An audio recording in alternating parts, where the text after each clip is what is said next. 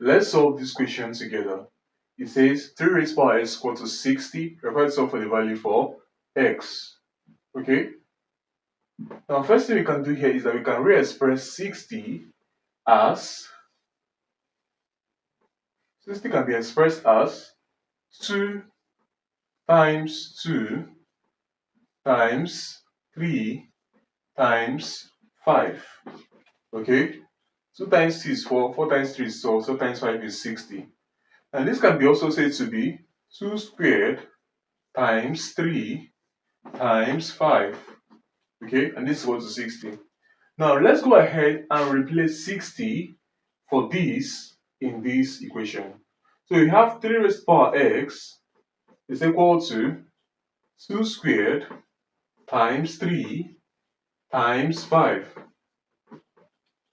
From here, we can now say that let's take the logarithm in base 3 of both sides. So we take the logarithm in the base of the number carrying the x, okay, of both sides. So we have logarithm to the base 3 of 3 raised to power x to be equal to logarithm to the base 3 of 2 squared times 3 times 5. Okay?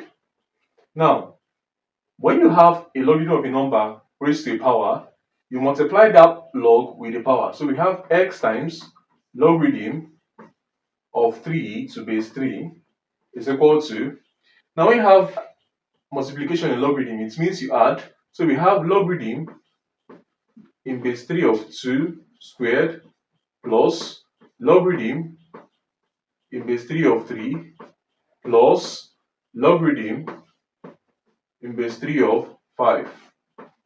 Okay?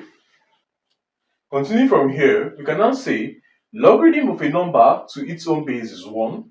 So we're going to have 1 times x give me x.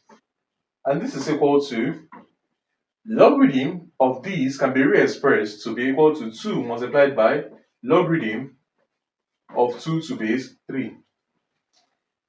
Now, continuing from here, we have logarithm of 3 to base 3 is also 1 plus logarithm to base 3 of 5. Okay, so this becomes the final answer to this very question. Thanks for watching. If you made it to the end, please like, comment, subscribe, and I'll see you guys in my next video. Bye.